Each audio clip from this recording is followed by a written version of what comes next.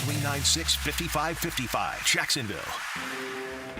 He's Hacker. Talk about a fried egg. I lasted about 5 minutes out there. I said, to heck with this. I'll do this in the morning. And I don't have any inside information. The lady that did it, she got in there. She made it happen. And he doesn't shy away from opinion. And I do enjoy drinking cold beer at ballparks. So if that makes me a baseball fan, then I'm a diehard baseball fan. It's Hacker After Dark on 1010XL. And a very good Thursday evening to you, Jacksonville. It is Hacker After Dark, 1010XL, 92.5 FM with Dylan Denmark. The Hacker Ryan Green with you. Glad you are with us as we already embark on week 4 of the NFL season. It'll kick off in the next 15 or 20 minutes. The Dallas Cowboys, the New York Football Giants on Thursday Night Football as week 4 of the NFL season gets underway. I was telling Denmark earlier, this feels like both a very fast week, but yet somehow a very short week. To think it was only 72 hours ago that the Jaguars were getting absolutely embarrassed in Orchard Park, New York. It feels like a lot longer than 72 hours ago. Yet that's all it's been, and a lot has transpired. We've gotten a lot off our chest. Now it's time to see if any of it matters or if they're going to go to Houston and just simply lay another egg. And that's what I want to start with in just a moment. Guest lineup tonight on Hacker After Dark looks like this. Coming up in less than 15 minutes, former Jaguar and a former Houston Texan, my buddy Seth Payne, Sports Radio 610 out in Houston. We will get the Texans' perspective from Seth. He does morning radio out there. He's also on their pre- and post-game shows. But also, he is a former Jacksonville Jaguar. And I want to talk to Seth about the Jaguars as well. Always love catching up with Seth when it is Houston and Jacksonville week. So Seth Payne comes up in less than 15 minutes. Also, later on in the 8 o'clock hour, another former Jacksonville Jaguar tight end Clay Harbor will join me to kind of pick up the pieces on Buffalo, move ahead to Houston. And I'll get his thoughts on Doug Peterson. Clay was on the Philadelphia Eagles when Doug was an assistant on that staff. And we'll talk about Doug Peterson, about what needs to happen, should there be a hot seat, everything in between. So 2 former Jags, Seth Payne and Clay Harbor, join me here in the 8 o'clock hour. Every night here on Hacker After Dark, we do kick it off with a big deal of the night. And before we actually get to that, and before we do dive into sports, thoughts, prayers, everything going to our friends and neighbors over in the Big Bend area. I got a brother in Tallahassee. They're about to get walloped tonight. My stepdad's got a farm over in Brantford, which is about, it's really, 5-10 minutes from the Swanee River, but it's also a good 30 or 40 minutes only from Steinhatchee in the Cedar Key area. And they're about to get walloped, too, by this huge Category 4 now hurricane that's set to come on shore in the next 3 to 4 hours. So I know a lot of us have friends, family, neighbors, acquaintances, anything that you have over in Tallahassee, Madison, Cedar Key, Steinhatchee, Lake City. Prayers and thoughts to all those folks because it's a big storm, man. It's a bad storm. And hopefully everybody heeded the evacuation warnings and it won't be too bad, but it's wild to think about. You work so hard for everything, and a Category 4 hurricane comes. There's literally nothing you can do, and who knows what those areas are going to look like tomorrow morning. Sad, sad state of affairs, but we're certainly thinking about them here on Hacker After Dark. Every night we do kick it off sports-wise with a big deal of the night. And Dylan Denmark. Let's do that right now. Time now for the big deal of the night. What's the big deal? What is the big deal? No big deal. It is a big deal. On Hacker After Dark. So, very similar to how I have guys or gals, on from other NFL markets. Like we've had Houston guys on this week. I had Cleveland folks on. I had Buffalo folks on. We here at 1010XL go on with the opposing market in their home market. So this week I've done a couple of Houston podcasts and I did a Houston radio show earlier today. And, I mean, they were professional. They were asking me questions, but, I mean, let's be honest. They were kind of poking fun at the Jaguars, kind of poking fun at Trevor Lawrence. And why wouldn't they? I don't blame them. What do they have to go on? That 47-10 shellacking that the Jaguars took on Monday Night Football less than 72 hours ago. The Jacksonville Jaguars this week have been the brunt of jokes. The Jacksonville Jaguars this week have been an NFL laughingstock. The Jacksonville Jaguars have been front and center on national television shows talking about the hot seat for Doug Peterson. Trevor Lawrence isn't worth the money. Trayvon Walker was a terrible number 1 overall pick. It has been a beatdown in the media and NFL fans really nationally of the Jacksonville Jaguars since that loss to Buffalo. A beatdown. You can't argue it. You can't really defend them as much as we'd like to. There's no defense for what happened Monday night. There's no argument in their favor for what happened Monday night. It was embarrassing. It was a disgraceful performance. That was 3 days ago. 3 days from right now, they will be in Houston, Texas, against the Houston Texans. You know, we hear terms in sports like circle the wagons. Backs are against the wall. Us against the world. No one gives us a shot. Yeah.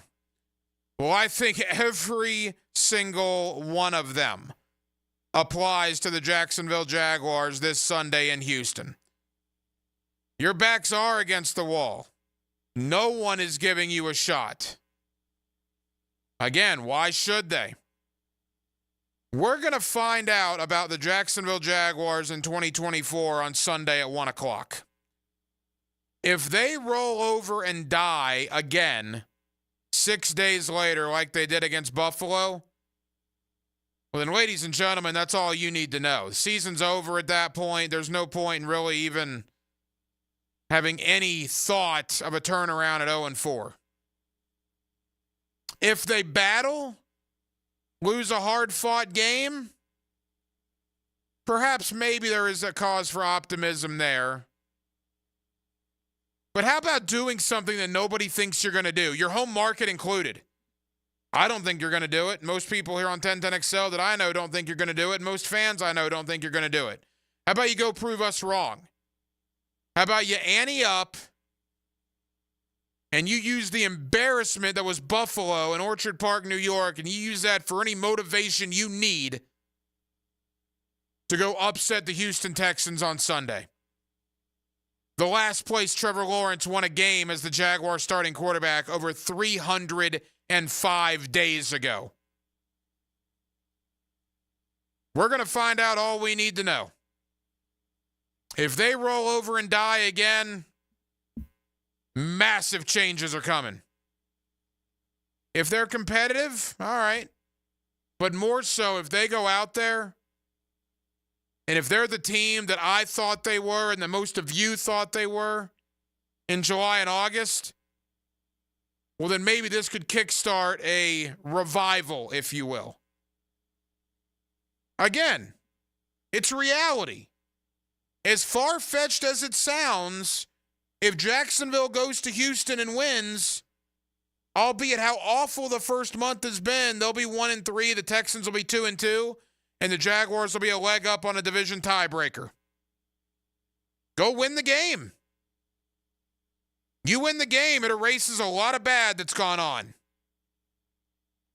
If you lose the game, and if you lose the game in disgusting fashion again, it solidifies what we saw in Buffalo, and massive changes will be on the horizon. We are going to find out everything we need to know about the 2024 Jacksonville Jaguars coming up on Sunday at 1 o'clock in Houston. I don't think they're going to win the game. I give them almost no chance of winning the game. I've been very clear about that all week. Go prove me wrong. And I will be happy to eat crow. I will be happy to be inaccurate. I'll be thrilled on the fifth quarter Sunday with the head coach Dave Campo and the Pro Bowler Leon Searcy. Injury-wise, both teams are banged up. Jacksonville is going to be without Foye Oluokun, it appears. Probably without Evan Ingram again. Maybe without Devin Lloyd. He showed up on the injury report today. Did not practice with a knee. Houston probably won't have Tank Dell. Houston probably won't have Joe Mixon or Dameon Pierce.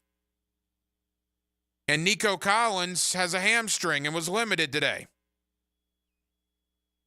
Texans are 2-1. By no means have they been dominant. 29-27 over Indy.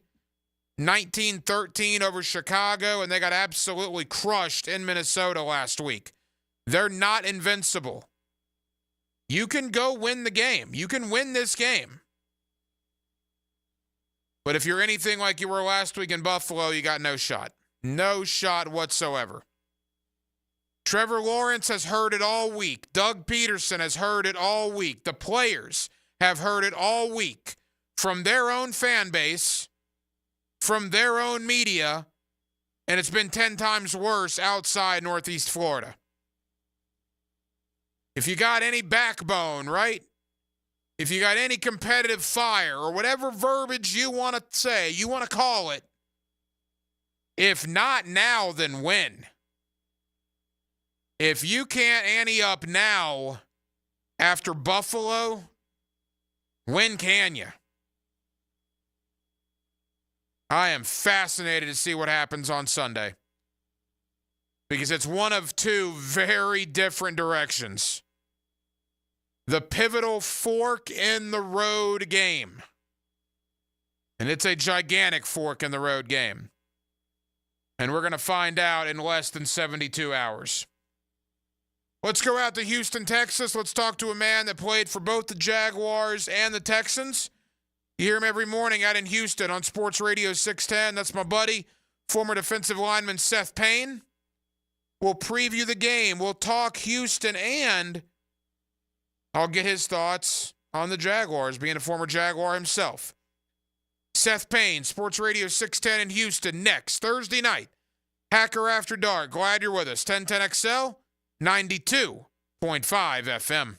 Start your day with a smile. We sing and dance. Yeah, Dan Hicken and Jeff Prosser. My little buttercup has the sweetest smile. Together they are The Drill. It's like we got another show to do. Mornings on 1010XL. Great. Hacker here, and the celebration continues on my countdown to 100 pounds. I'm now at 93.5 pounds with only 6.5 pounds to go. That will be a 100-pound swing in just over 6 months. Only a couple of more weeks to go, and I feel awesome. Life-changing and life-saving is what I like to say. Maybe you don't have 100 pounds to lose. Maybe it's 25 like Mike Dempsey or 40 like Matt Hayes. Whatever your number is, bring it to Awaken 180 and ask them how fast you'll reach it. But Hacker, I've tried other programs and diets before. Why will Awaken 180 work? That's simple. Because if I can do it, anyone can do it. Remember, when I hit that 100-pound mark, we're going to celebrate. I'll keep you updated every week as I get closer. And you can even join in on the celebration. Pick up the phone and make your own 180. Call 844-346-1800 or online at awaken180weightloss.com. Have you tried golfing at the improved Cimarron Golf Club? If you haven't, tell you what, you're missing out on the best deal in Jacksonville. Now, many of you have received a postcard in the mail, and of course, if you bring that with you, $45 plus tax to play. That includes a cart, lunch, and a beer at the brand new Stone Barrel Tap House. Now, go to the website, that is CimarronGolfClub.com, and sign up for the Wild One Loyalty Program. That's the Wild One Loyalty Program, and get all of these specials emailed to you from Cimarron. I'm Stacy, and I want to tell you about my fogged up window fiasco at my house. I called up Mac at Baker Glass, and he told me all I needed was a glass replacement. The process was so easy. All within a few days, they came out, measured, called me with an estimate, cut my glass, and came out to install the new ones. Now my view outside is fog-free thanks to Mac and his crew at Baker Glass. And my neighbors think I got some fancy new windows. I'm back with Baker Glass. No one treats you better. When it comes to towing products, your safety on the road is the priority at Cannons of Jacksonville. Whether it's a heavy-duty tow hitch, trailer frame, wiring, gooseneck, tow bar, or any other towing accessory, Cannons has decades of experience to ensure your towing setup is installed with precision and reliability. Visit cannonsofjax.com to explore a range of products and schedule your installation. Cannons of Jacksonville, your trusted partner for a smoother tow. This Date in Sports History is brought to you by Southeast Orthopedic Specialists. On September 26, 1996, San Francisco Giants' Barry Bonds becomes the second MLB player to hit 40 home runs and steal 40 bases in a season. Expert Automotive on St. John's Bluff Road has some of the highest Google reviews in Jax for a reason. Expert Auto never sells greed, only what you need. All makes and models are serviced at Expert Automotive. This month, get an alignment inspection for only $19.99. Expert Auto does major engine and transmission repair and simple maintenance. All services done at Expert Auto by our ASC certified training technicians. Call today, 374-3373, and ask about $50 off any service. Expert Automotive. We never sell greed, only what you need. Clean air, cool air, both are extremely important. Trust Florida Home AC to deliver on both with their Remy Halo, the next generation of air quality technology. Call 777-4300 for Florida Home AC and breathe clean and cool air. If you're looking for custom metalwork, look no further than Superior Fence and Rail. Whether it's custom railing, shade structures, or custom entry gates, their expert team controls the turnkey process. From CAD design and raw metal to powder-coated finish and expert installation. When you choose Superior Fence and Rail for your custom metal project, you get a project that's, well, superior. So get off the fence and call Superior Fence and Rail today. Hello there, Brendan from Play It Again Sports here to congratulate all the parents for surviving another summer. The kiddos are back to school, and you know what that means? Sports are back. But don't fret, Play It Again Sports has the gear you need at prices worthy of excessive celebration. From sluggers and shooters to clappers and benders, Play It Again Sports can turn your kids into goats. Stop in today on Merrill Road near 295 or online at playitagainjax.com. Hey, Hicken here. Are you tired of having your carpets professionally cleaned only to have them looking dingy again? Zero Res can help. I'll tell you what, they have the technology. Zero Res uses its patented ZR water that cleans beautifully without using any soaps, detergents, or shampoos. That means zero residue left behind. And guess what? Zero Res falling back in time for September. 3 rooms of carpet clean for only $129, and we'll clean a 4th room for free. That's right. The 4th room is on me.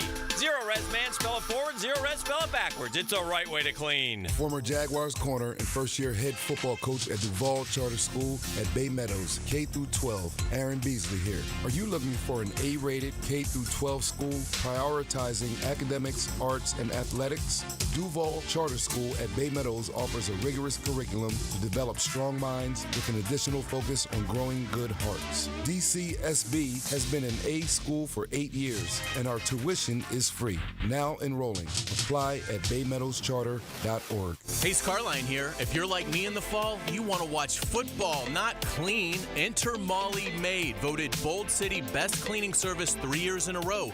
Molly Maid is reliable, friendly, and thorough. Visit mollymaid.com. 1010XL is presented by Farah & Farah, exclusive injury law firm of the Jacksonville Jaguars. Protecting you and your family. Call 396-5555. Jacksonville. Now, another great guest on the Garber Auto Mall phone line. Hello. We can wiggle it. Back here on 1010XL and 92.5 FM in the city of Jacksonville. We are glad you are with us. The Jaguars and the Texans, Sunday at 1 o'clock. Of course, you'll hear the game right here on 1010XL radio. Houston has kept up their end of the bargain. They're 2-1 in first place in the division. The Jaguars, boy, 0-3. And in a gigantic hole early in the year. Let's talk to a man that played for both the Texans and the Jaguars.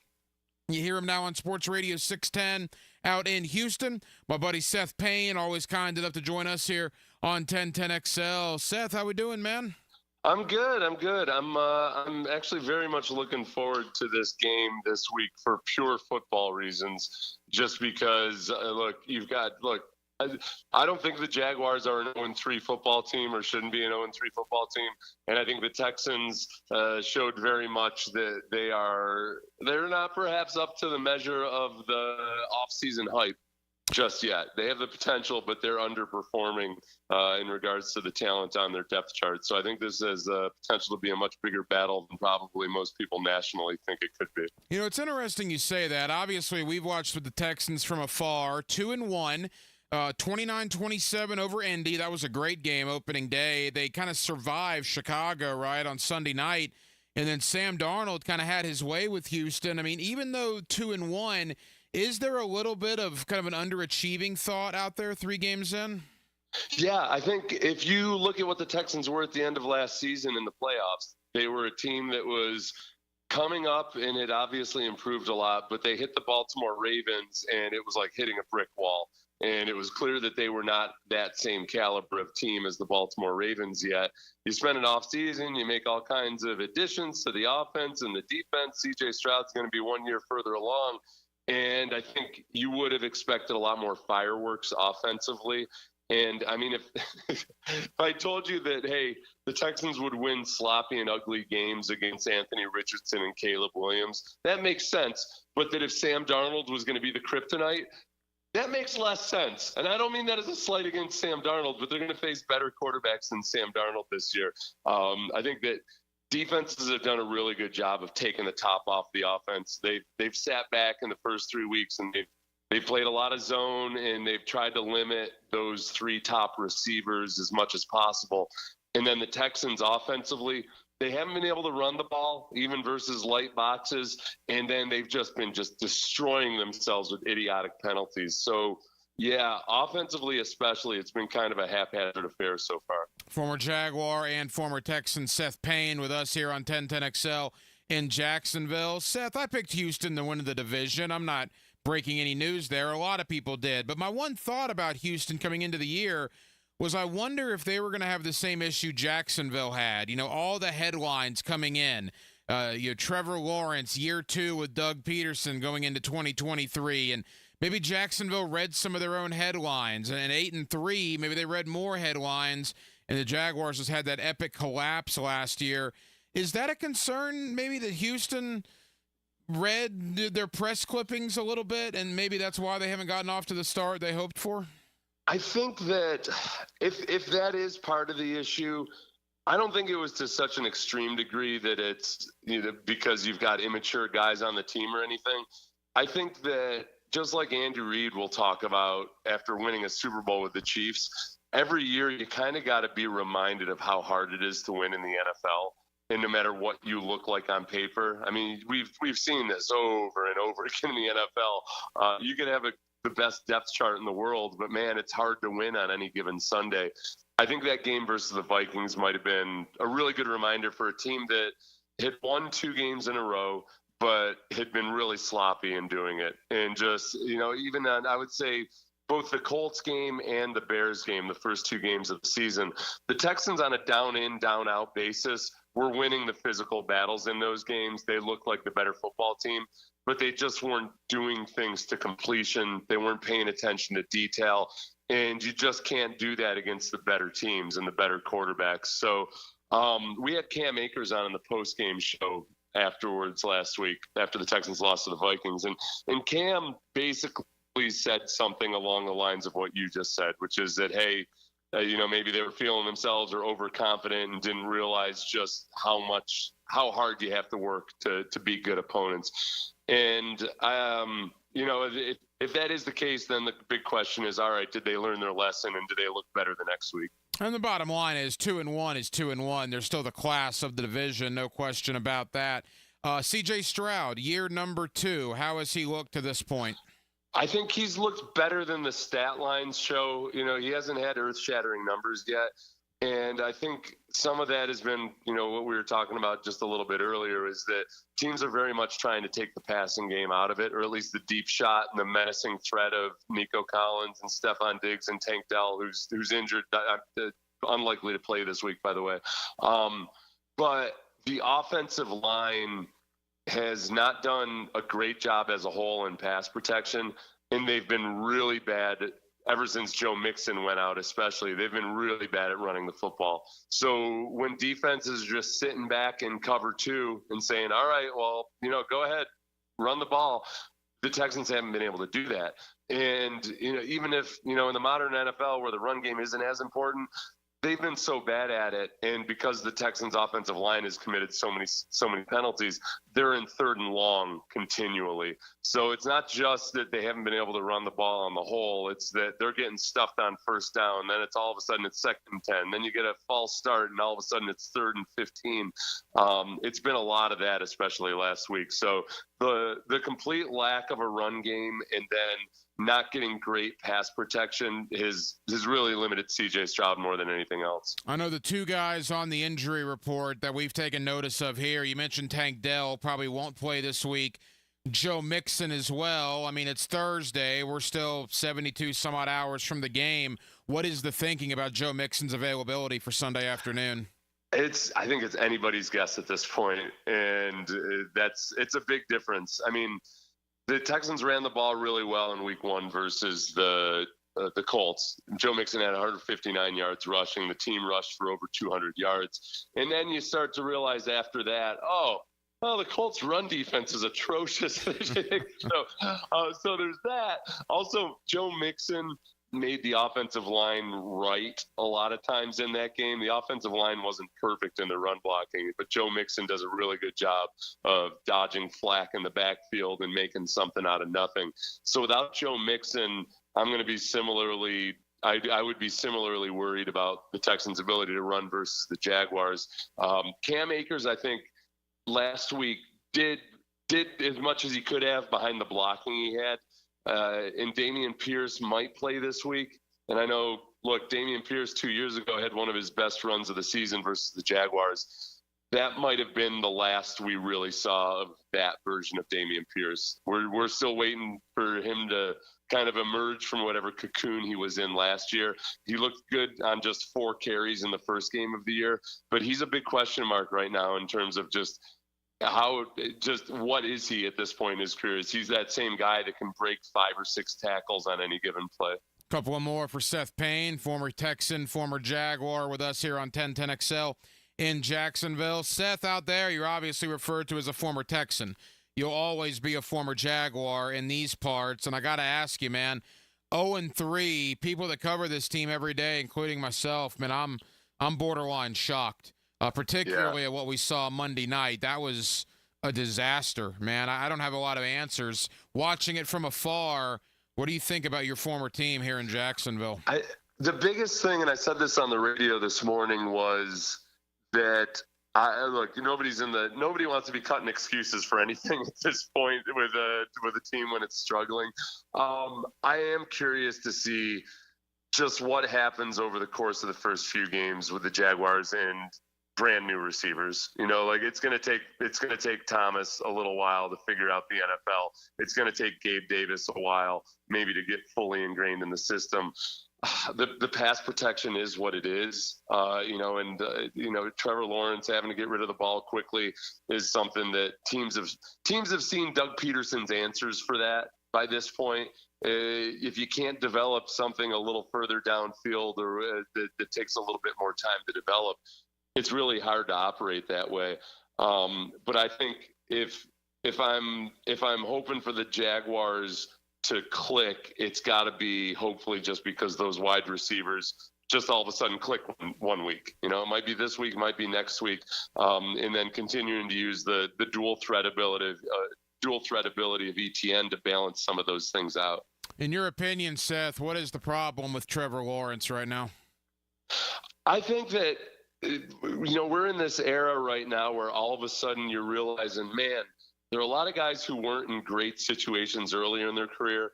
And when they find themselves in another situation, whether it's Geno Smith or Sam Darnold, Sam Darnold, he played really well last week. I'd love to sit there and say, it was all schemed up or anything. I thought he played versus the Texans than he did the week before versus the 49ers. He made a lot of tight window throws. He extended plays, not just to run for first downs, but to find guys downfield and throw to them. And I think that's, unfortunately for Doug Peterson, depending on how you feel about him, that's the next solution. That when you've got a guy like Trevor Lawrence that you just paid, is all right. Can we do this better with a new GM and a new head coach? Because we're not moving the quarterback anytime soon. Can we change the environment around him if that's what it comes to this year? And I think that Lawrence, I think he's the classic guy that I would say, just from having watched him in person, there's something that you can see that doesn't necessarily always translate to the stats. He's got the ability to throw the ball with real touch and just kind of layer it in there, between zones or in between levels of the defense. And he has those things that are really impossible to coach. And we've watched versus the Texans him be the best version of himself. I think that of all the things that you might want to panic about in Jacksonville right now, Trevor Lawrence should be the last one. I think there's a lot of still untapped potential and consistency there. You've seen the potential in bursts. It's just a matter of getting it consistently over a whole season. Final moments with Seth Payne. Seth, I asked your former teammate Leon Searcy on the postgame show we do here in Jacksonville. This was Tuesday morning at about 1 a.m., so obviously Leon and I had a lot of clarity when we were talking about this. You lose and just get completely boat raced, and then 6 days later you're back on the road playing a Houston team. I try to be optimistic for Jaguar fans here, right? But for the life of me, I can't see a scenario where Jacksonville goes out there and wins on Sunday. Yet what you said earlier on, maybe you think a little differently. What's your thought about this game on Sunday? This is going to be the interesting thing, is that, banged up in the secondary, does the Jaguars defense decide to stay a man-heavy defense? And I think so far the Texans have seen teams that are just going to flat out do everything they can to limit the deep passing attack and those three wide receivers. There's only going to be two of those wide receivers on the field, most likely. And I could see it being very boom or bust. Theoretically, the Texans should be really good against man coverage. They just haven't seen a whole lot of it. And if the Jags decide to go for it, it could end up being like another Bills game, or we haven't seen this Texans offense click yet. Maybe it ends up being really effective, especially if it comes with pass rush. So if the Jags can rush the passer, which teams have done a really good job pressuring C.J. Stroud, then they might see the ugliest version of this Texans offense. I think it really probably comes down mostly to the pass rush defensively for the Jaguars for them to pull off this upset. But also, man, I'm glad you brought up Leon, because I actually brought him up on the air earlier today. The Texans' offensive tackles are good pass protectors, but they're not built the way Leon Searcy and Tony Baselli were back in the day. Like, they're not nasty. And there's a certain nastiness that this Texans offensive line simply does not have, that I think is the one big limiting factor on the team right now. And they're great in pass protection, but those offensive tackles are just so-so as run blockers. So likewise, if the Jaguars are going to play aggressive defense, they've got an opportunity to shut down the Texans' run game. And otherwise, you're also just using all those old cliches, as a coach, of circling the wagons. You're all in a foxhole together. Yeah, we're on the road for Monday night. Nobody believes in us. All of that. I think this has the potential to be a much bigger emotional victory for the Jaguars than it does for the Texans. Texans beat the Jaguars. That's what you were supposed to do. If the Jaguars beat the Texans, it's not just an upset victory. It's, okay, this is the team that was supposed to be the bully in the division this year, huh? Well, we just took on the bully. So and I think that makes them a very dangerous team. It gets a little bit like the NBA right now. When you face a team that's 0-3, the team that's got its back against the wall, they come out swinging, and I would expect the Jaguars to come out swinging. We'll see on Sunday. Of course, you'll hear it right here on 1010XL. Former Jaguar, former Texan Seth Payne. Seth, here's something to share with your audience. 305 days ago, the Jaguars went to Houston and won a game 24-21 the Sunday after Thanksgiving last year. That is the last game that Trevor Lawrence has won as the starting quarterback of the Jaguars. Oh. Absolutely amazing to think about. He's 0-8 in his last 8 starts, and we'll see if history repeats itself in Houston on Sunday. Seth, appreciate you, my friend. We'll talk again soon. Hey, my pleasure. Thanks, Ryan. Always enjoy catching up with Seth Payne, again, a former Jacksonville Jaguar and a former Houston Texan on the defensive line. He does Sports Radio 610 every morning out there in the Houston area. Week 4 of the National Football League is underway. Thursday night football, Dallas and the New York Football Giants. Both teams come in at 1-2 on the year. New York, an early field goal. Daniel Jones, 3 of 3 for 53 yards, including a 39-yard hookup to rookie Malik Neighbors. That led the Giants to a field goal. Dallas has the ball right now. They're right about midfield or so. 6 minutes to go in quarter number 1. Giants 3, Cowboys nothing. We will keep you updated. Coming up next, another former Jacksonville Jaguar, former tight end Clay Harbor, will join me. Clay Harbor's got a unique perspective on Doug Peterson. He was in Philadelphia when Doug was an assistant on the Philadelphia staff. I'm going to ask Clay Harbor about Doug Peterson, his thoughts about the head coach. Should there be hot seat talk regarding Doug Peterson? And a guy like Clay Harbor, who played almost a decade in the National Football League, saw a lot of quarterbacks. What does he think of Trevor Lawrence right now? We'll do all that with former Jaguar tight end Clay Harbor next. Hacker After Dark rolls on right here on a Thursday night in Jacksonville. It's 1010XL, and it's 92.5 FM. Living life on the edge of your seat. Are you kidding me? Your front row seat for play-by-play. Break it free, they're not going to catch you. 1010XL. Blue here for the Blue Crab House, located right off of San Jose. It's on Jewington Creek Road. They've been around since 1996. Indoor-outdoor dining. Also, takeout is available at the Blue Crab House. Open 4:30 to 9, Tuesday through Saturday. Sunday, noon until 9. Remember, Tuesday, $2 margaritas. Wednesday, $1 oyster night. How about the blue crabs? How about my personal favorite, the Canadian snow crabs? Whatever it is that you fancy, you get it right there. The Blue Crab House. Meet Zara, talking about his experience with BioTarget Regenerative Therapy at Injury Care Centers. I came to Injury Care Centers because I'm an old football player and some of my old injuries were beginning to catch up with me. I couldn't do what I used to do without having severe pain. I felt the improvements from the BioTargeting almost immediately. Very few places would guarantee their work because, doctors, they say they're practicing medicine, so you're essentially just an experiment. The folks at Injury Care Centers offering a 100% money-back guarantee lets you know that they take your well-being very seriously. Stop masking your pain with harmful medications. There's a better solution. BioTarget Regenerative Therapy has helped countless others, and it can help you too. Call 904-92-REGEN or visit GoBioTarget.com today.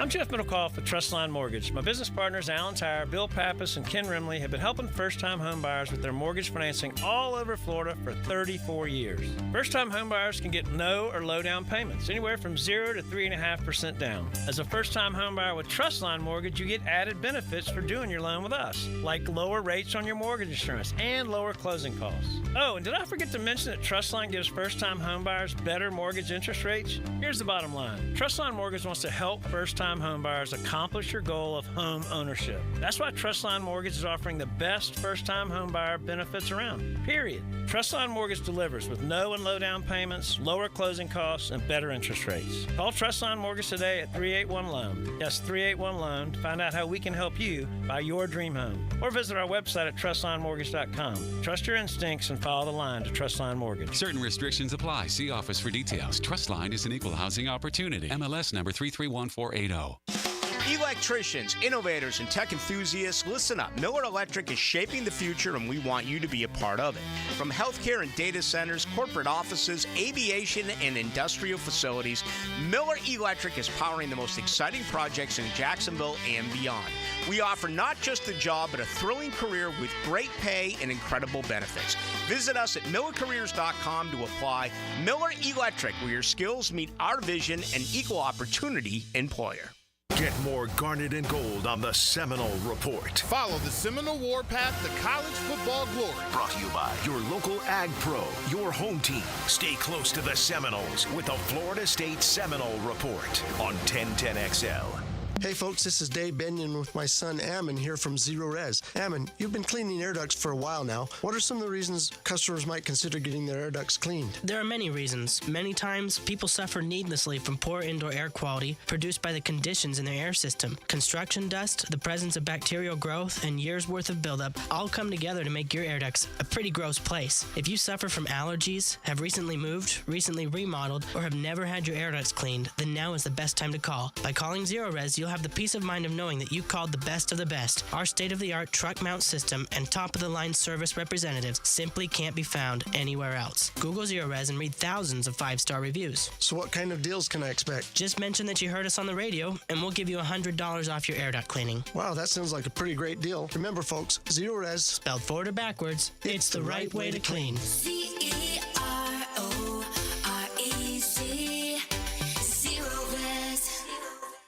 Stuck on what to do with a plumbing issue? Just call the Duck. Duck Rooter are experts at plumbing and are a 5-star Google-rated company. You name it, they do it. Water heater replacements to sewer drain cleaning, leaks to repipes. Fully licensed and insured with highly trained technicians. Trust the Duck to fix it right. Duck Rooter Plumbing and Septic Services. When you're stuck, call the Duck.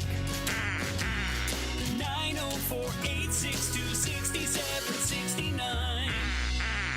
Hey, there's a lab-grown diamond and jewelry sales event going on right now at Monahan Jewelers in Atlantic Beach. Monahan's is known for its natural diamonds and gemstones, but we've had so much demand for lab-grown diamonds that now through the end of September, Monahan Jewelers is having a lab-grown diamond and jewelry sales event.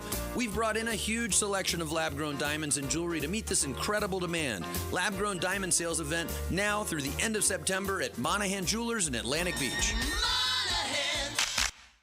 1010XL is presented by Farah and Farah, exclusive injury law firm of the Jacksonville Jaguars. Protecting you and your family. Call 396-5555. Jacksonville.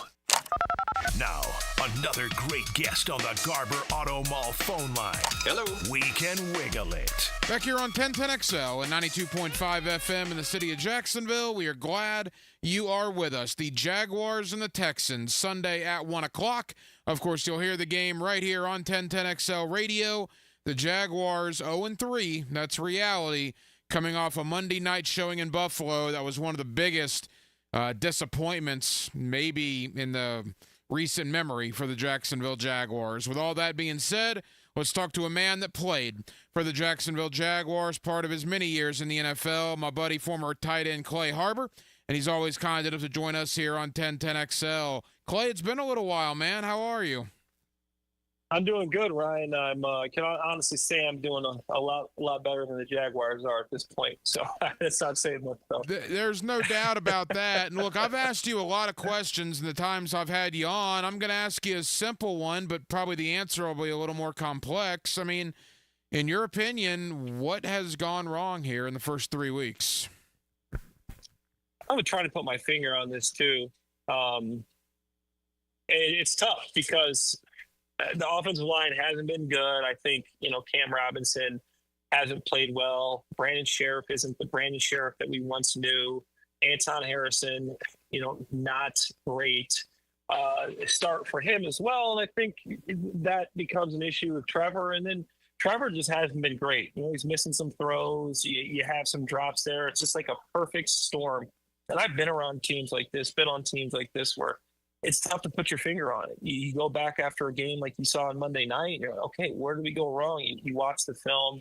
Offensively, you didn't get that many snaps early. You have one guy gives up a sack here. One guy drops a ball here. You have a turnover. Next thing you know, the Jaguars have 1 yard and the Buffalo Bills have 2 touchdowns. So it's just been a perfect storm of things. And I think Doug Peterson knows football. Guy knows how to coach football. He's proven that before. I think Trevor Lawrence has proven that he can play quarterback. I think, it's just a tough situation here. It's just trying to find, ways to put yourselves in the best situation to move the ball. And obviously the defense didn't play well. Monday, especially you're playing man-to-man. You have so many guys out. Ryan Nielsen loves his man schemes, and I think he does a good job. But when you have these injuries, your defensive backfield is decimated. You're not getting the pass rush you thought you would see from Trayvon Walker, Josh Hines-Allen, Devon Hamilton, Eric Armstead. When you thought when you signed those guys and coming into the second year for Trayvon, and then obviously Josh Hines-Allen getting that big deal. So there's a lot of blame to go around, but it starts at the top with Trent Baalke and Doug Peterson. Former Jaguar tight end Clay Harbor here with us on 1010XL in Jacksonville. Clay, there's different levels of this. Let's talk about Doug Peterson. You're very familiar with Doug. You have a relationship with Doug from your playing days in the National Football League. Clay is getting a lot of grief here, man. There is absolutely no question about that. Is that grief from the fan base warranted towards Doug Peterson, in your opinion? Yeah, and I hate to say that because I love Doug. Doug was a great coach when I was with him in Philly. He was a quarterback coach back then before he took over the offensive coordinator position. Obviously became head coach later on. But, Doug hasn't been doing a great job. It's a results-oriented business. And if you don't have results, you're not doing something right. And it does start with him. Does he not have the best personnel? Maybe not, but he's looking at the roster. It's not the worst roster he's had. Everybody could probably say it's better than last season's roster. So it does start with Doug. I think that he's got to put these guys in better situations. I don't know if that means you're putting Tank Bigsby in more, getting him more carries. I still love Travis Etienne Jr., but just trying to find a spark. I don't know if you try to maybe put in Cooper Hodges. I don't know if you're trying to Walker Little obviously played last week, didn't do a good job, but he's in a contract year, and he's a guy that's going to be playing very hard. Cam Robinson has been great. I don't know if that's necessarily Doug's fault because the guy knows how to put the team in good situations.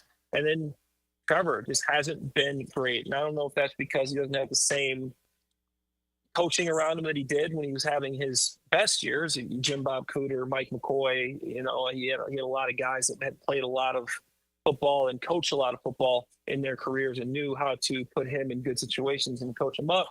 But it does start with Doug, and I think the criticism is warranted, and he's going to have to do a better job and get this thing turned around if he wants to keep his job. Clay, one of the things we don't understand, and you obviously have a better perspective of this than most people from your days as playing in the National Football League, is the lack of communication.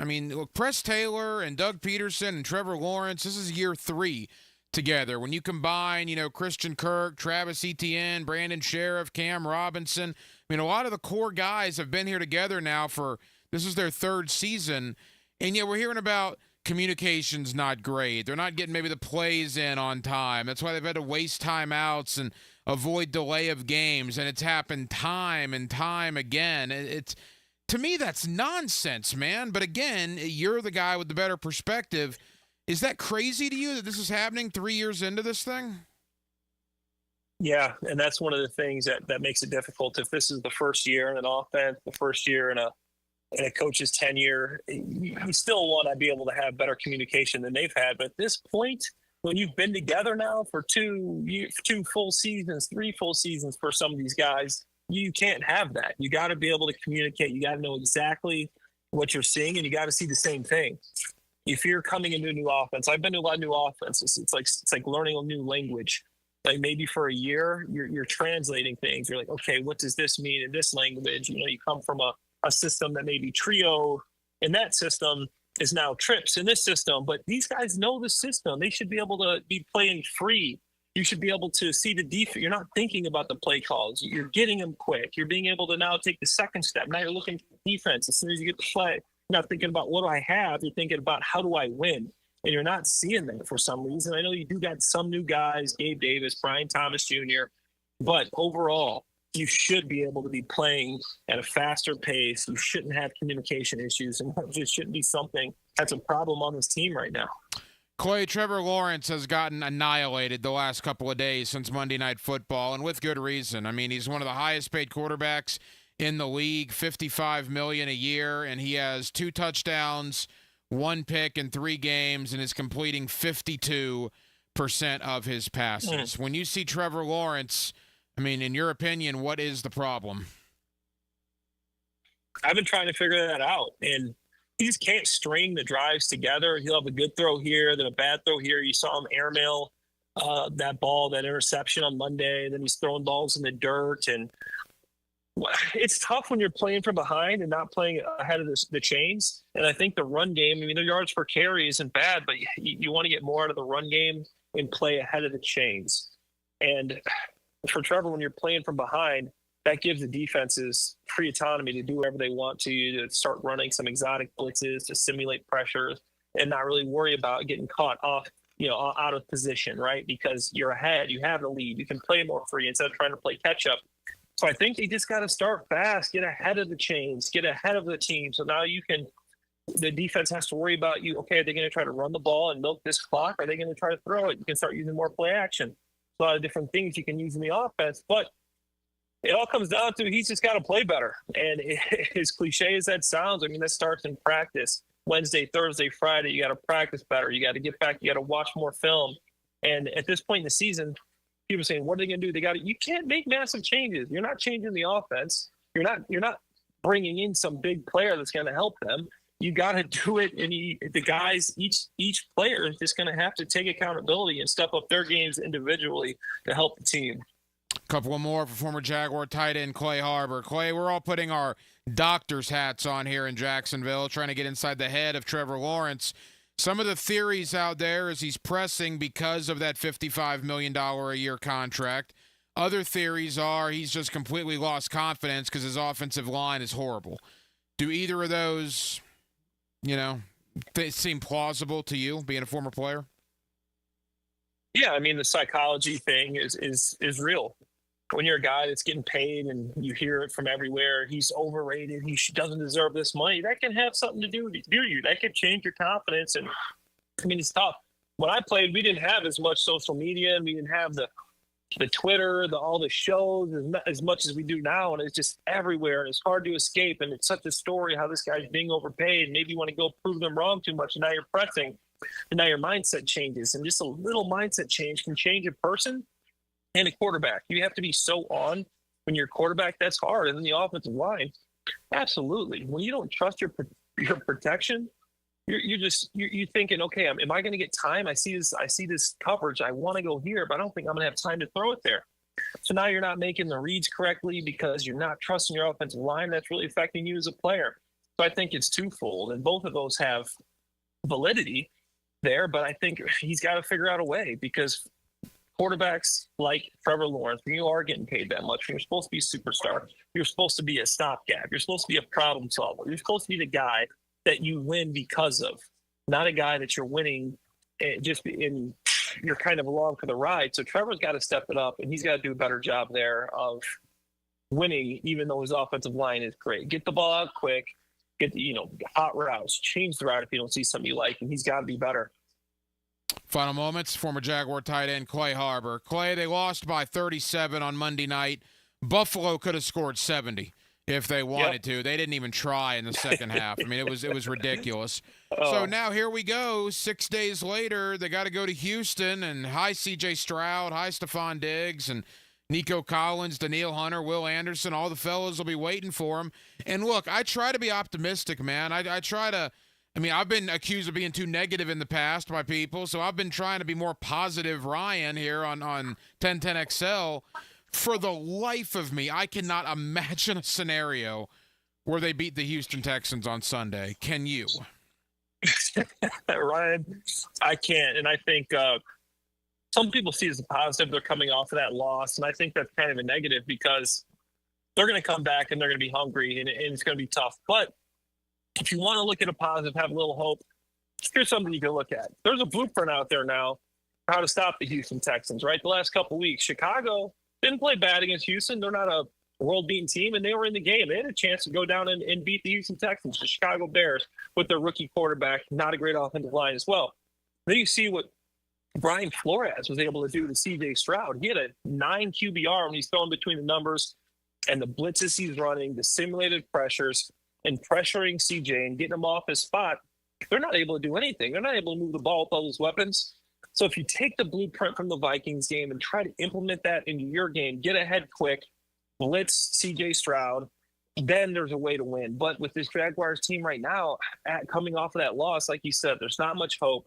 But there is a blueprint out there. If they can kind of use that to when they're game planning, and you get a good game plan from Ryan Nielsen, Trayvon Walker, Josh Hines Allen, get some pressure. We thought they'd be able to pressure with 4 come into the season, but they're not. Maybe got to blitz a little more, throw some zone coverage in there when you're used to running the man. And then I think there is a chance, as slim as it is, that they can pull this one out.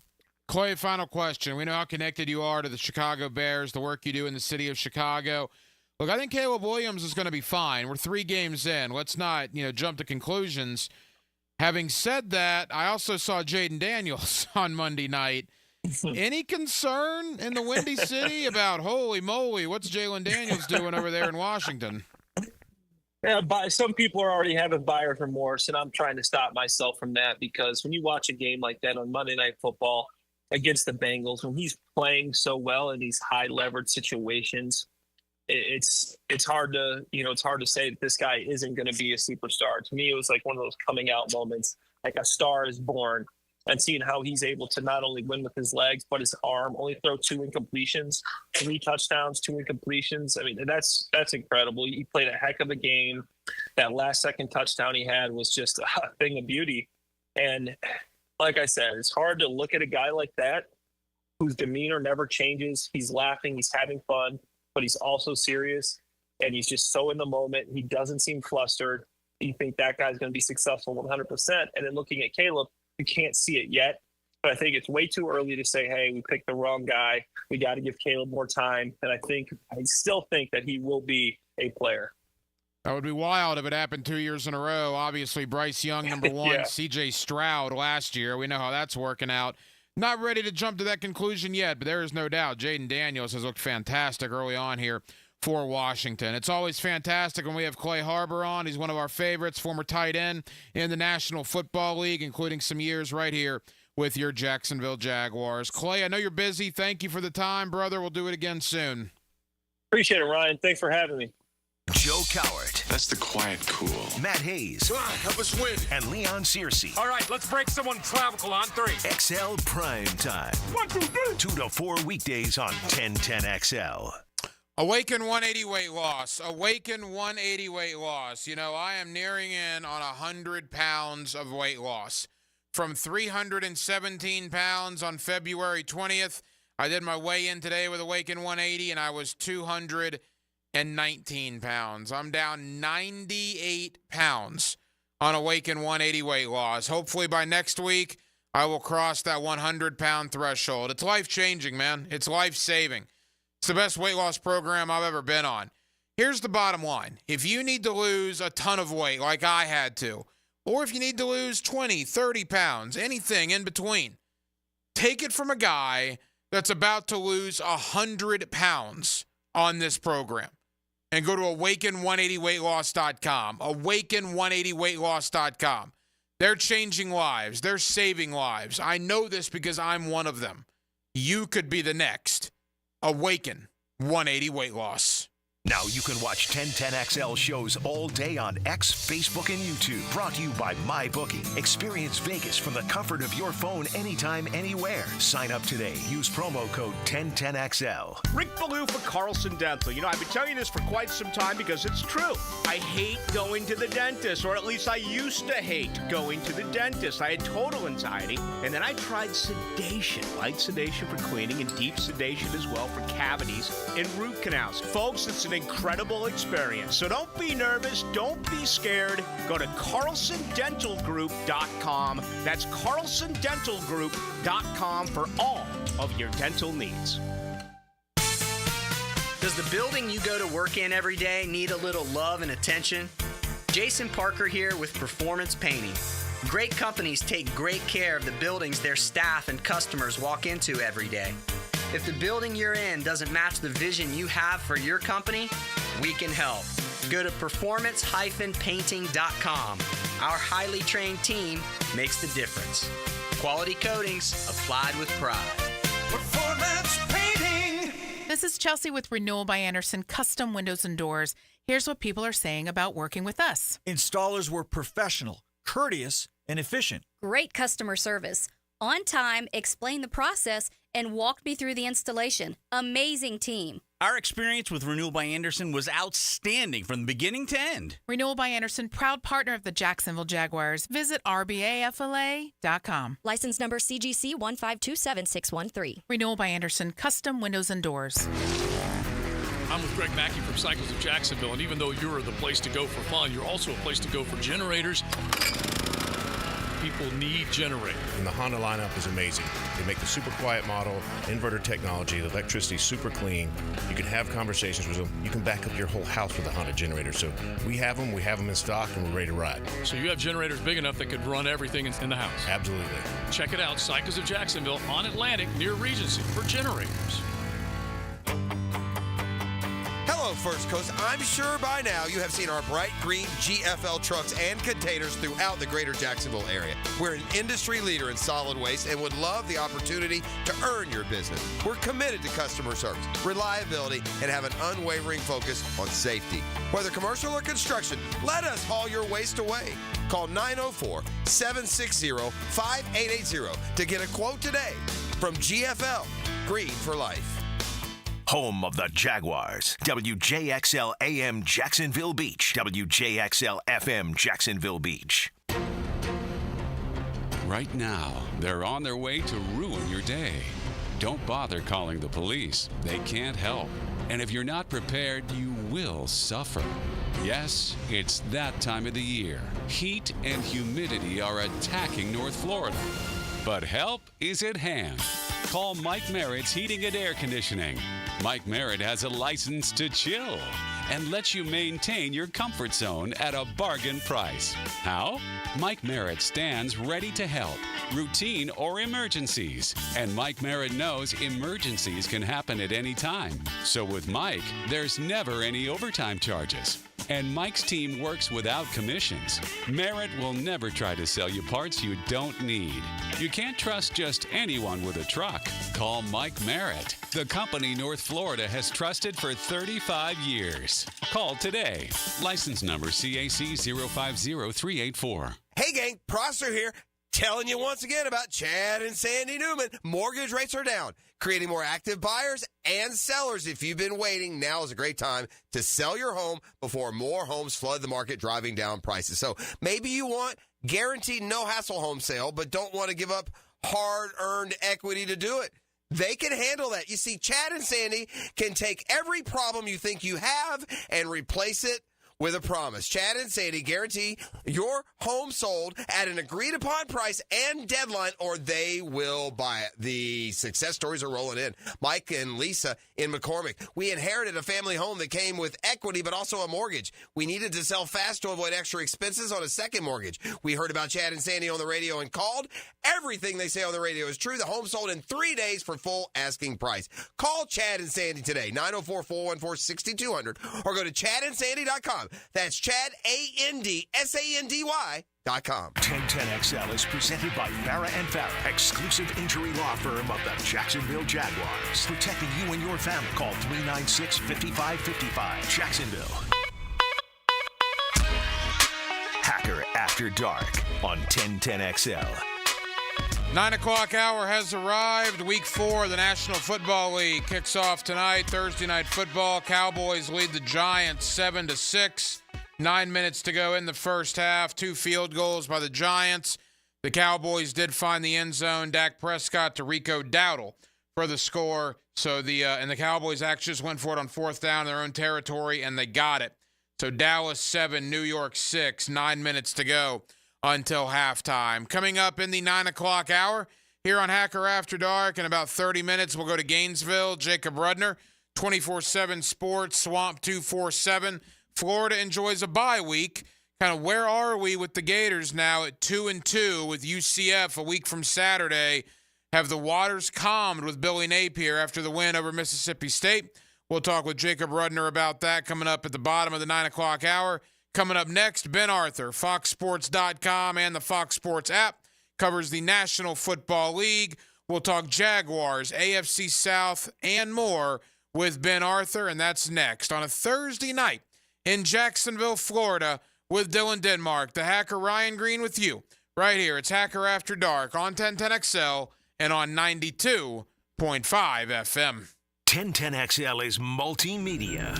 Twitter, Facebook, Instagram, TikTok, YouTube. You can't buy this kind of media exposure. 1010XL, maximum media exposure. Here's Linda Beaver. Hey everyone, it's football season and we wanted to go to the drawing board to make this year's predictions. Let's compare our two blonde all-stars. Most touchdowns, best pricing in the market. Most passing yards, gives the most for your trade. Most receptions, free oil changes with every purchase. Super Bowl champion, wow customer service. This looks like a winning season for everyone.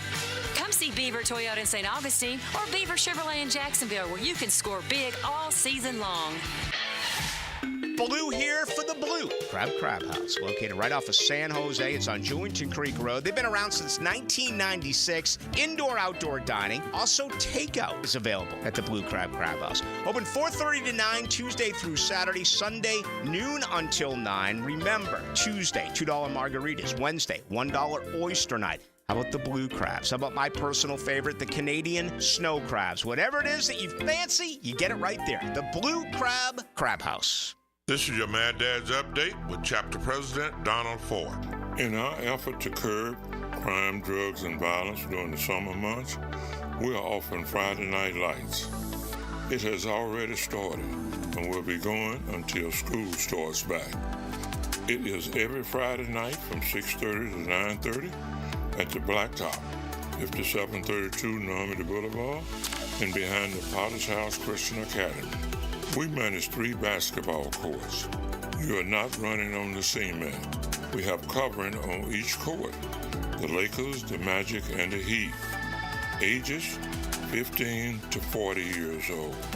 This will give them something to do other than selling drugs and getting into trouble. We have monitors there giving leadership. We have to wake up, stand up, and speak up. Hit me on Facebook and tell me what you think. Or MattDadJacksonville.com. Hi, I'm Mac with Baker Glass. Are you tired of wrestling with your old shower curtain? Then say goodbye to the curtain chaos and hello to a new frameless shower enclosure. Wago Glass is clear, classy, and won't stick to you like a toddler at bedtime. Plus, it makes your bathroom look bigger and brighter. Upgrade your shower experience and step into style. Call me at Baker Glass and get ready to love your new glass shower enclosure. Baker Glass, no one treats you better. This Date in Sports History is brought to you by Southeast Orthopedic Specialists. On September 26, 1996, San Francisco Giants' Barry Bonds becomes the second MLB player to hit 40 home runs and steal 40 bases in a season.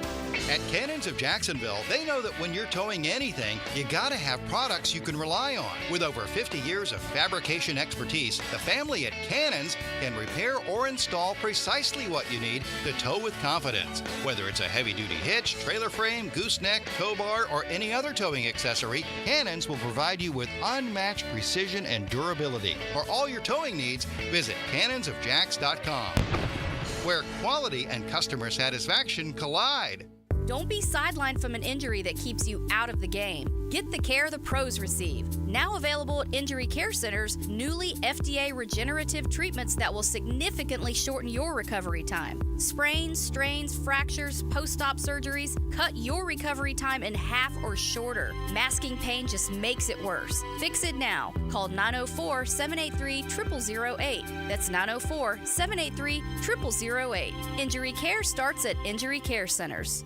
Expert Automotive on St. John's Bluff Road has some of the highest Google reviews in Jax for a reason. Expert Auto never sells greed, only what you need. All makes and models are serviced at Expert Automotive. This month, get an alignment inspection for only $19.99. Expert Auto does major engine and transmission repair and simple maintenance. All services done at Expert Auto by our ASE certified training technicians. Call today, 374-3373, and ask about $50 off any service. Expert Automotive. We never sell greed, only what you need.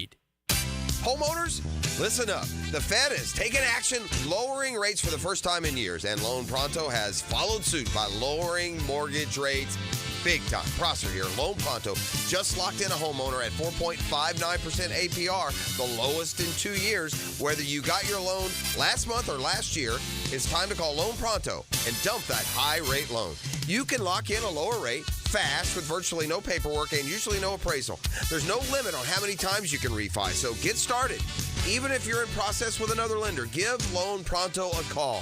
If you act now, you can even skip your next 2 house payments. Purchase loans available as well, so call now. Get your rate quote in minutes with no hard credit pull and no upfront fees like those other guys. Call 904-999-1508 or go to loanpronto.com. That's 904-999-1508 or loanpronto.com.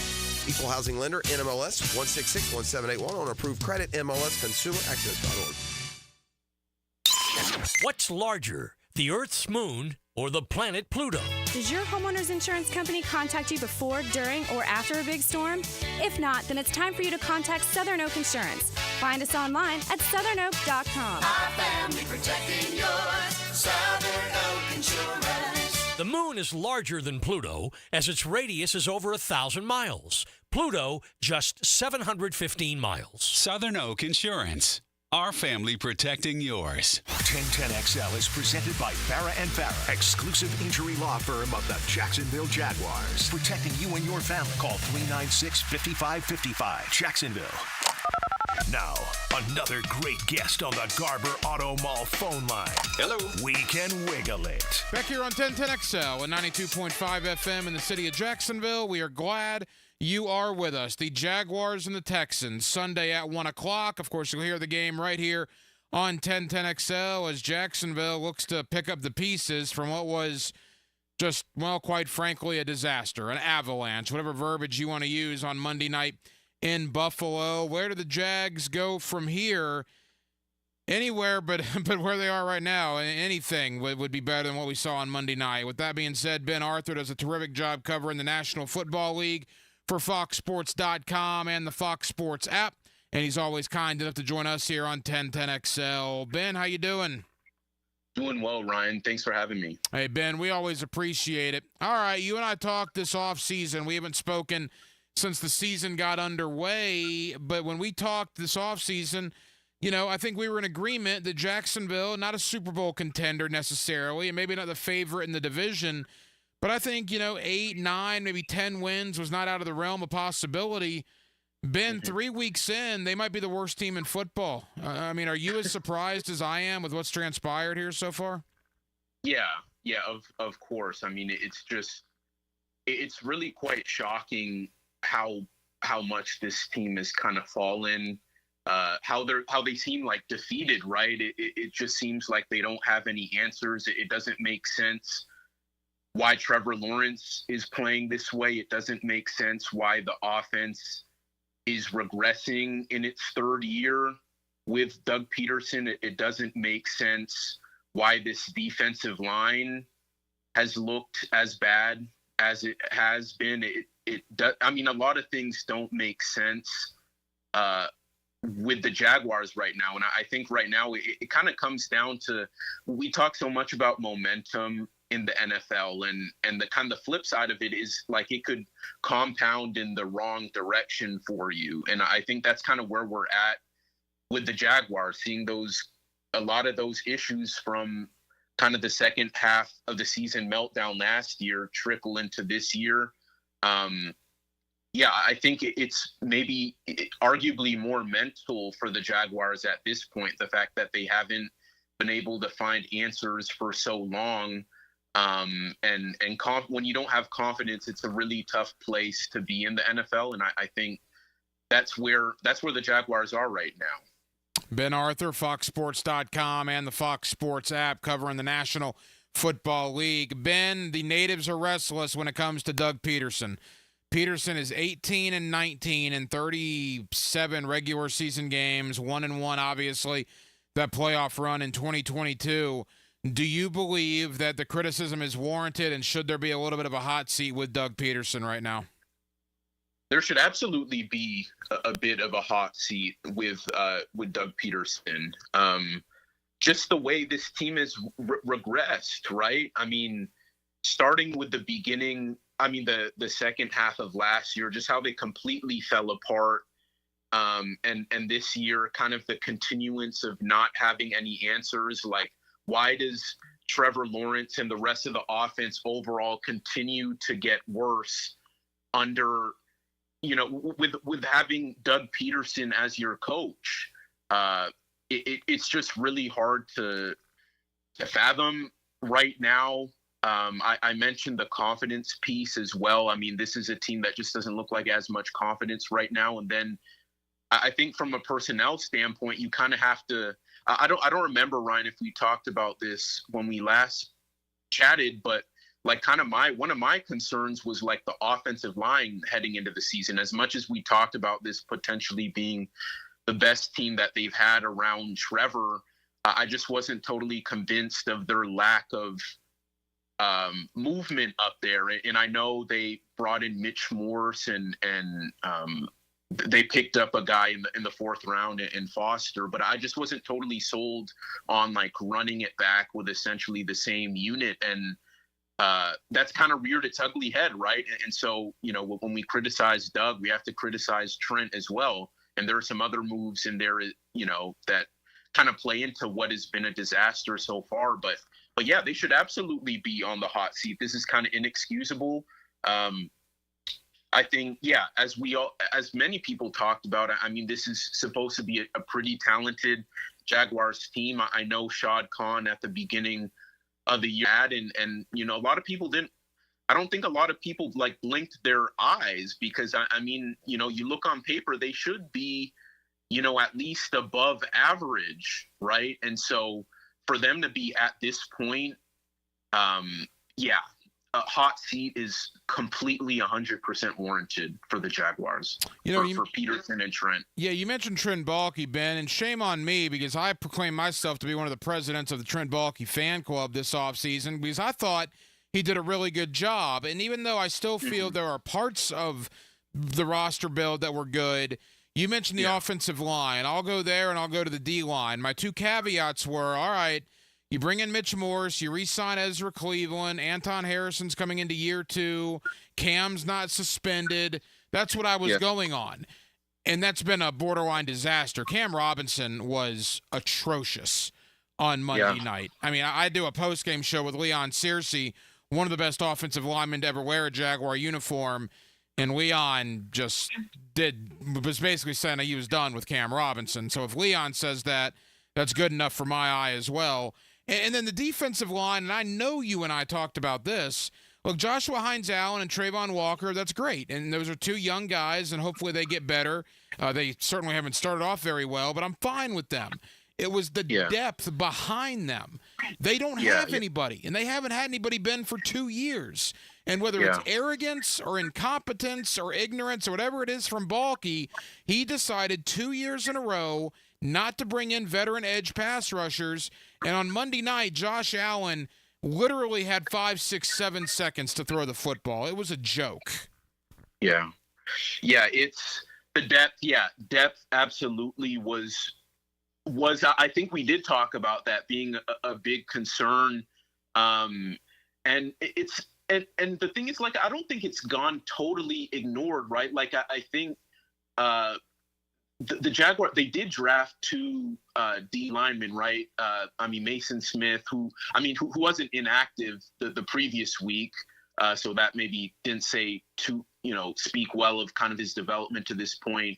But yeah, I think on the edge in particular is where kind of the lack of depth is really rearing its ugly head to this point. And for them to have, Trent, someone who's been a D-line guy, for them to not have that depth. And we know the year prior to, I remember us talking about how going into the 2023 season, it seemed like they totally ignored that kind of that spot as well. So, it's looking pretty bad. It's quite concerning. And when you don't have depth, this is when it can get as bad as it's starting to look for the Jaguars now, right? Because if your top guys aren't really able to perform and then those guys behind them, you're not able to get anything from them, or they're inactive or whatever, it just kind of compounds everything. Well, and it might be arrogance too, because again, they drafted Trayvon Walker number 1, and that's fine. But if you bring in veteran edge pass rush help a year or two after that, does that make the pick look bad? And again, I'm just trying to think of logical reasons why Trent Baalke 2 years in a row did not address that. If a guy on the radio can look at that and say that's a problem, then the general manager making millions of dollars actually building this thing should know that that's a problem. So that was really, really bad in my opinion. Final moments, Ben Arthur covering the National Football League for FoxSports.com and the Fox Sports app. Jacksonville goes to Houston on Sunday, Ben. Houston coming off their own beating as well at the hands of Minnesota. And look, I guess being in the Jacksonville market, I need to try to be optimistic, right? I have no optimism left in me. Houston's going to kill them on Sunday, correct?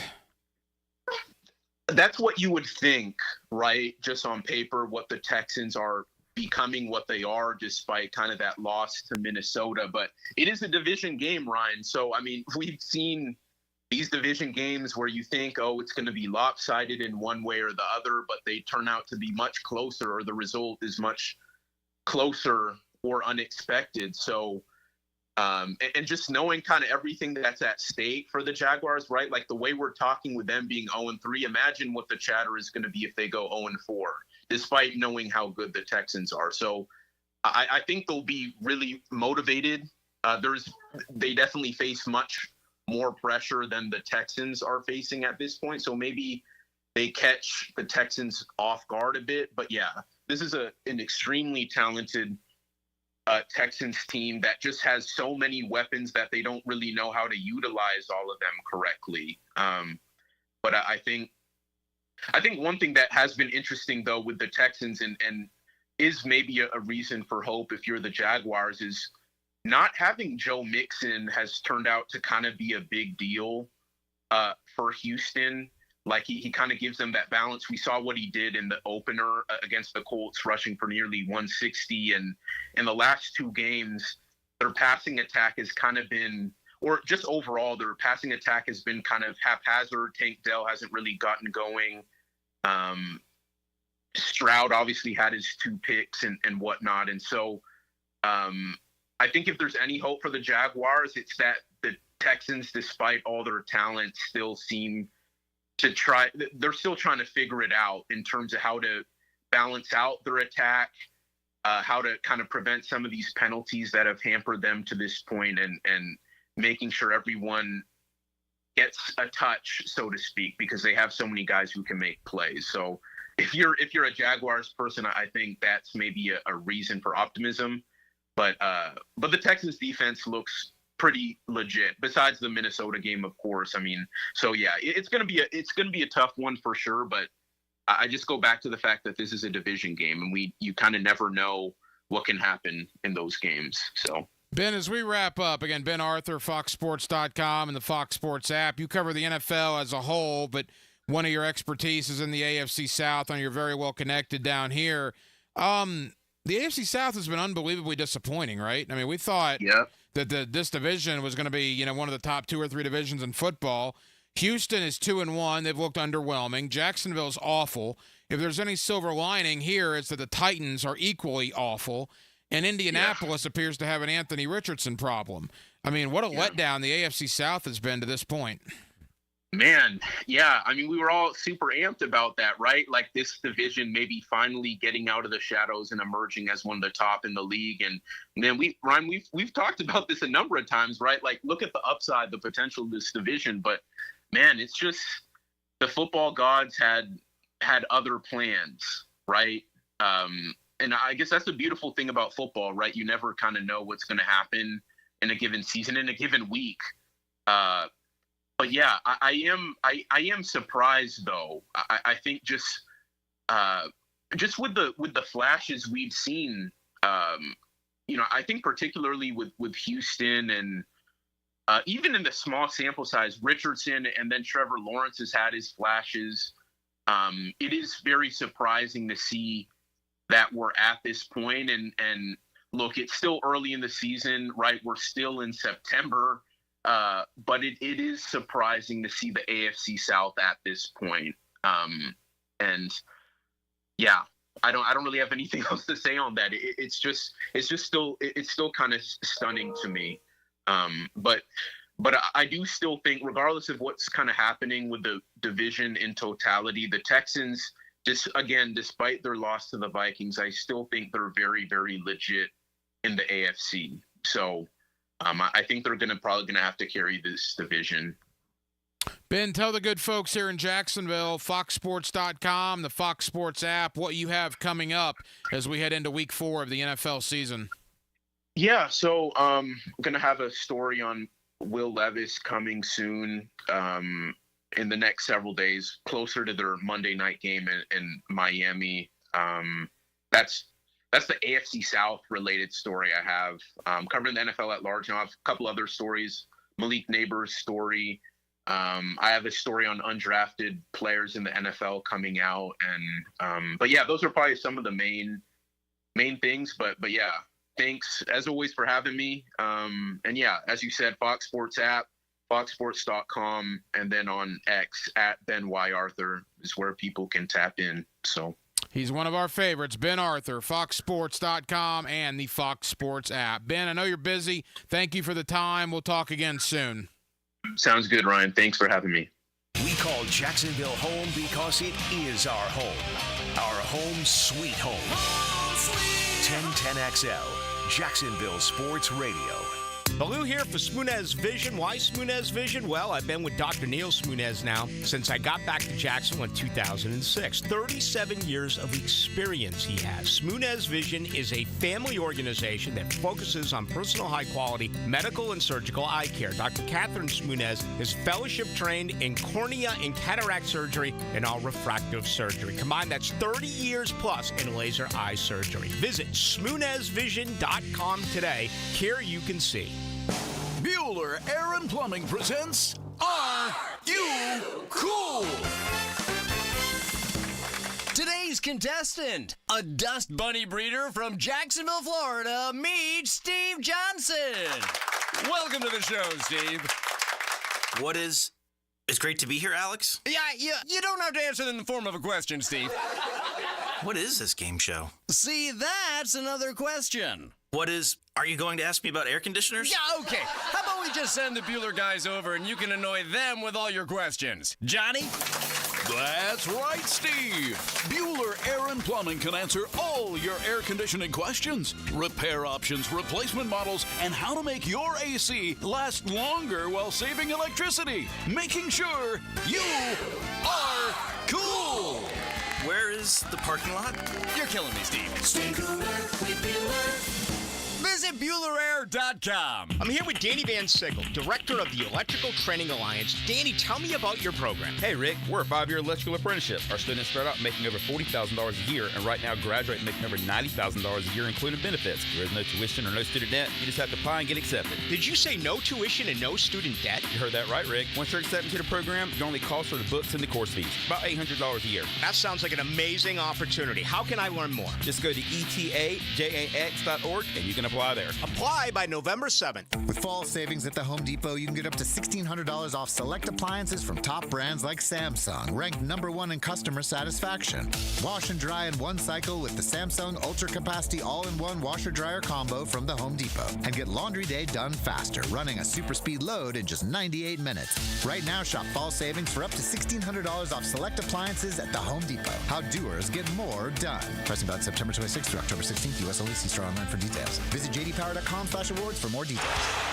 When sports gets messy, we call on Hayes Carline to clean it up. You are a living legend and a hero in the true sense of the word. Cleaning Up with Hayes is brought to you by Molly Maid. He's as good as they say. Afternoons on The Frangie Show on 1010XL. Mia here. When it comes to roofing, whether it be shingles, metal, or most repairs, there is one name that has protected your home since 1999. Pro Jax Roofing. Serving all of Northeast Florida, Mike and his guys have been repairing and replacing roofs for 25 years. Need insurance help?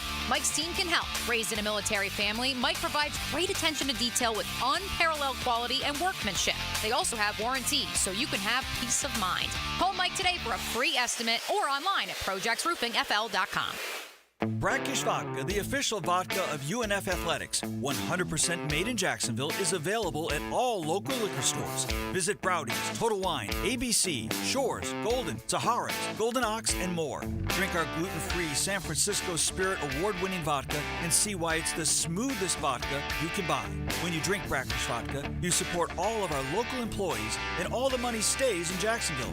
Drink Brackish Vodka and live life slightly salty. Proud partner of the Jaguars. Roof damage? Call before you claim. Green Law Group, fighting insurance companies for you. They will work for you when you have roof damage. Don't let your insurance deny you. Don't call an adjuster. Call Green Law Group at 904-302-7055. Remember, if you have roof damage, call Green Law Group before you claim. They've settled millions and will work hard to get your claim and new roof. Green Law Group. Call before you claim. 904-302-7055. Googan Nation, it's Dreamfinders Danny Hicken here to tell you this is no dream. The folks at Dreamfinders Homes right now have an unbeatable interest rate for you. You may not think you can afford a Dreamfinders home. Well, think again. Take advantage of a 2.99% year one rate. I said it, 2.99%. 15 Jacksonville communities to choose from. Find that dream house and take advantage of an unbeatable rate. Move now, literally. Dreamfinders Homes, the official home builder of the Jacksonville Jaguars. My name is Brian. I've lost 42 pounds on Awaken 180. I had a triple bypass in 2018. I had a hip replacement 2.5 years ago. My focus was just getting healthy and being consistent. With this plan, once you establish yourself, if I decide to cheat, I can cheat. I'm burning enough calories a day. I don't have any fear. It's not really a diet. It's a lifestyle change. It changed my perspective on how to eat better and just kind of control yourself. And I hope what this does, I hope it enables somebody in their 60s that has poor health and no hope, that gives them hope. That's my goal. Wow. Thank you so much, Brian. Hey, this is Matt Hayes. And Brian sharing his Awaken 180 story is the exact reason I continue to share my story with all of you. There's hope, there's a plan, and you will succeed with Awaken 180. Online at awaken180weightloss.com or call 844-346-1800. Awaken 180 Weight Loss. 1010XL is presented by Farah and Farah, exclusive injury law firm of the Jacksonville Jaguars. Protecting you and your family. Call 396-5555. Jacksonville. Now, another great guest on the Garber Auto Mall phone line. Hello. We can wiggle it. Back here on 1010XL and 92.5 FM in the city of Jacksonville, we are glad you are with us. Florida now 2-2 on the year with a victory over Mississippi State. The Gators have a bye week before a really interesting game a week from Saturday against the University of Central Florida. Let's recap the Gators season to this point and preview a very interesting three-game stretch coming up with Jacob Rudner of 247sports.com, Swamp247. He's always kind enough to join us here on 1010XL in Jacksonville. Jacob, how you doing? I'm well. It's good to be back. Jacob, glad to have you on. I think this is the first time you and I have spoke since actually the ball was kicked off in late August. And here we are 4 games in. The Gators at 2-2. Obviously, there's a lot of noise in the system. Obviously, a lot of, questions is a way to put it lightly about Billy Napier's future. But if we're going to kick the guy when he's down, we got to give him credit when it's due. And I thought amidst all that, a conference road win on Saturday in Starkville was a nice effort by Florida. I don't want to be the bearer of bad news. I will start by saying I agree with you in the sense that was a needed outcome. It was the only outcome, I think, that Florida would have been able to achieve and also afford Billy Napier more time atop the program. So I'll say that. That being said, though, I do think that there were still some discouraging aspects, even within Florida's first SEC victory of the year, which also snapped a 7-game FBS losing streak. Florida's defense gave up more yards, had fewer sacks, and gave up more points against Mississippi State on the road in Starkville than a Toledo defense did a week earlier in a performance that was far more dominant than the one Florida put together. I did think Florida had some good qualities within the game offensively. Graham Mertz and DJ Lagway were in a pretty solid rhythm within their, timeshare at the position. I thought Florida got a number of weapons involved who looked good. on the offensive side of the ball. But still, there were concerns about Florida's pass rush. I thought that the performance was a lot more credit to Graham Mertz for being able to distribute a good ball amid some hectic scenarios within the backfield than it was really good protection. But again, a win is a win, and Florida will need to find a way to either build from this or improve from it. But there were certainly concerns within what I thought was a necessary outcome. Jacob Rudner, 247sports.com, covering the Florida Gators. Jacob, you're around that team every day.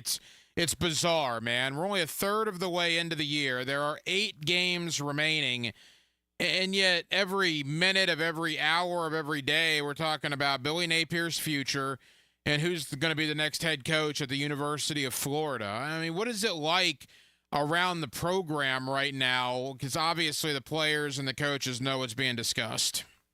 Yeah, I mean, I think it's safe to say that there isn't a soul in the building who isn't aware of Florida's position. And as I'm sure you can imagine, that kind of knowledge and wherewithal of your situation can at times cause guys to be, maybe feeling a little bit down or discouraged. And I think that we've seen that at times. The Texas A&M loss, from what I've been told by some sources, was really a low point for Florida's players and staff. I think that there was a sense throughout the locker room that was going to be, a potential program-defining or era-defining loss for Billy Napier and this team. That being said, though, I do still get the sense that these players are, united with their cause.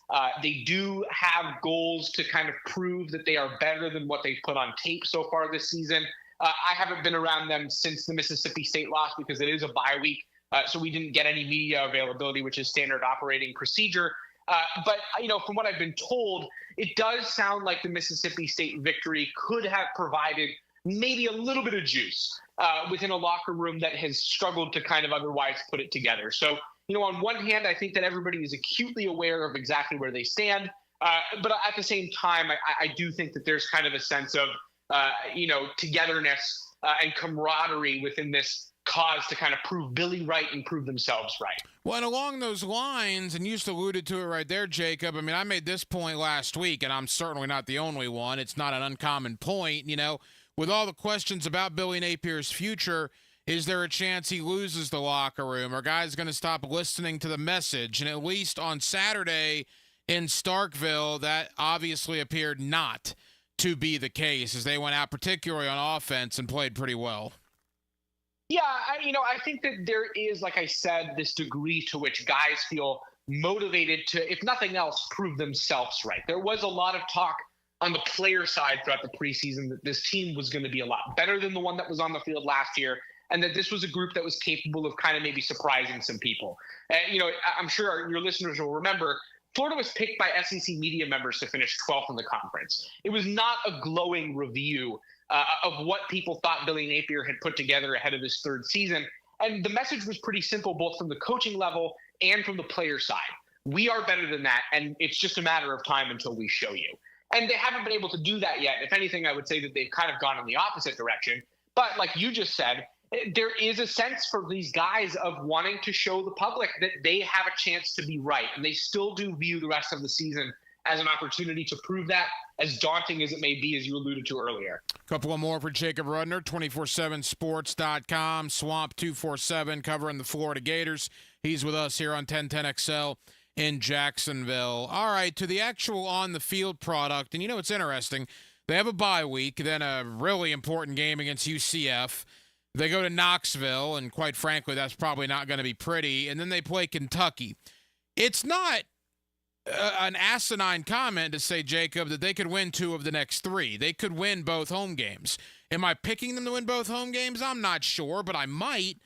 And if that's the case, in a hypothetical scenario, if they go into the bye 4-3 ahead of the cocktail party, at that point, does the opinion on Billy change, or is it still kind of the hay is in the barn? I think that we can look at this one of 2 ways. First, I think that it is probably looking a little bit generous to pencil in 2 victories for the Gators over the course of their next 3 games. Is it possible? Sure. But I think that what we've seen so far this season is that this is a Florida team that is really going to struggle to prevent the run and is really going to struggle to protect the quarterback. And UCF is a team that I think can take advantage of some of those weaknesses. As you said, Tennessee, it could be really ugly. And Kentucky has proven to be able to hang tough with some really good teams. Let us not forget what they were able to do against Georgia just a couple weeks ago. I don't really know if Florida is up to the task to be able to beat a team like that. We saw them look pretty good on offense against Mississippi State, but their defense was a massive problem, so much so that Billy Napier did nothing to even try and deny the fact that there were concerns with how they played on that side of the ball. So if they do lose multiple games over the course of the next couple of weeks here, I think that the Billy Napier perception is going to be in a lot of trouble because of what I just said. I think it's unlikely that they win 2 of 3. Now, in some world where they do, I'm still not so sure that fans walk away convinced that he is the right guy for this program. Would it buy him time? Absolutely. But would it buy him back kind of the support of a very passionate fan base? I'm not so sure. You know, this is a simple question with, I guess, a complex answer. If they lose their next 3, is Billy Napier the coach against Georgia? You know, Ryan, I'm not even quite sure if Billy Napier loses his next 1. He's the coach beyond that in Knoxville. I think that a UCF loss at home could be kind of that final nail in what has been a really tumultuous tenure. And so, you know, think about the impact of that game. That Florida, the standard at Florida has been for a very long time that if Florida plays a team like UCF, and this is not a knock on the Knights who are, you know, seemingly in a pretty good spot as a program, but if Florida is to play the Knights, then they are to walk away with a victory. And in my opinion, the fact that it's even really a conversation, you know, about whether or not Florida is capable of beating a team like that is an indication that things have gotten, you know, way far beyond the point of repair. And so I think that if he loses the next game, there's a very legitimate chance that Florida could just choose to part ways and kind of take its lumps the rest of the season. Final moments, Jacob Rudner, 247sports.com. That's very interesting because, look, I mean, I think most Gator fans, most realistic Gator fans would have told you 5-2 in the first 7 they would have taken. Now, some people were being unbelievably out there and going 6-1. I never thought that. I thought 5-2 was realistic. I still think 4-3 is realistic. But like you said, Kentucky could potentially be tough. UCF could be tough. UCF's got a very interesting 7-day stretch with Colorado on Saturday, national TV, and then against Florida in Gainesville. It could be a big 7-day period for the Golden Knights. If/when the Billy Napier era does come to an end, and I think it's more when than if at this point, I agree with you. Lane Kiffin's the name we all hear. I've heard some Eli Drinkowitz talk. I mean, is that beginning to pick up over there? Who would be the next in succession to replace Billy Napier? You know, not really. And I think that that's because we are still kind of in this state of flux of trying to figure out when the right time is to part ways with Billy Napier. You know, at this point, it's no secret that Florida's primary target is and has to be Lane Kiffin. You know, if you ask me, I think he's the only guy for the job. I think that he really matches the personality of the University of Florida and has proven now over the course of several years that he also has the coaching chops, of course, to be up to the standard that Florida fans want to and the university wants to achieve again. Beyond that, though, not really. I think that this is a job where it's going to be big name hunting for Florida. And so while there hasn't really been a ton of discussion about who's out there, I think it's pretty easy to kind of scan across the country and pick out some names where you go, okay, you might be a candidate. So, you know, Lincoln Riley is a guy who hasn't necessarily been a part of discussions, but I think Florida would be foolish not to give him a phone call if it realizes that Lane Kiffin might not be a possibility. You mentioned Drinkwitz. I think that that's another guy who could probably get a phone call. As Florida searches for somebody who is established at the Power 5 level and is able to make a move akin to the one that LSU made a couple of years ago when it stole Brian Kelly from Notre Dame. That's the level of job that this is going to be. That's the level of search that Florida needs to have. And so to answer your question, no, there really hasn't been a lot of talk beyond Lane Kiffin's name. However, I think that it's easy for us to kind of sit here and start to look across the country and figure out, okay, this coach might need to get a phone call. I hate that we're doing this because there's 8 games to go and they're just coming off a win, but it is the reality of the situation. Jacob, as I said, you're around that program all the time, man. I mean, how did we get here? Why did it not work out for Billy Napier in Gainesville, at least to this point? I think it's a multitude of shortcomings, and I've written about them quite a bit. Right now, I think that it is obvious to me a couple things. First, Florida has not done the recruiting job it has needed to do at several critical positions. Defensive line is an area where Florida needed to get a lot better quickly. It didn't really have depth in its first year. Jervon Dexter had to carry a lot of the load there. The next season, last year, it was a terrible season up front for them outside of Princely Uman-Nielsen, who they inherited. Now Princely's out. He's at Ole Miss, and they didn't really do a sufficient job of backfilling for him, nor did they add, serviceable depth on the interior. Joey Slackman has looked fine in his appearances so far this season, nothing spectacular, and now he's hurt. He had to have surgery on his knee, a meniscus injury. But the bottom line is the recruiting there has not been good enough. I would say the same for the offensive line. Florida has invested its money, has invested its time in a lot of guys who I would consider developmental projects, players who are not going to be able to come in right away and step into a role where they're a top backup or a starter.